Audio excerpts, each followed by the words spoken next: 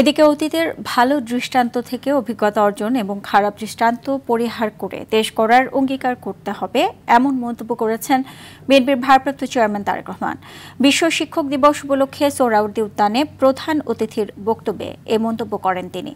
মেধাবীরা তাদের প্রথম কর্মজীবনে শিক্ষকতা পেশাকে যেন অগ্রাধিকার হিসেবে বেছে নিতে পারেন, শিক্ষক নিয়োগ ও শিক্ষা ব্যবস্থাকে বিএনপি সেভাবে ঢেলে সাজানোর পরিকল্পনা করছে বলেও জানান তারেক রহমান। বলেন, জনগণের ভোটে বিএনপি রাষ্ট্র পরিচালনার সুযোগ পেলে অবশ্যই রাষ্ট্রের সামর্থ্য অনুযায়ী শিক্ষকদের আর্থিক নিরাপত্তা বেষ্টনী বাড়ানো, চাকরি স্থায়ীকরণ কিংবা চাকরি জাতীয়করণের বিষয়টি ইতিবাচক বিবেচনার জন্য উচ্চ কমিশন গঠন করা হবে। নৈতিকতা এবং ধর্মীয় সামাজিক মূল্যবোধের আলোকে কর্মমুখী শিক্ষা ব্যবস্থা প্রবর্তন এবং শিক্ষা ব্যবস্থার আধুনিকরণে জরুরি ভিত্তিতে পদক্ষেপ গ্রহণ করা যদি না যায়, তাহলে এই কম্পিটিশনের বিশ্বে আমাদের দেশ হিসাবে, জাতি হিসাবে টিকে থাকা অত্যন্ত কঠিন হবে।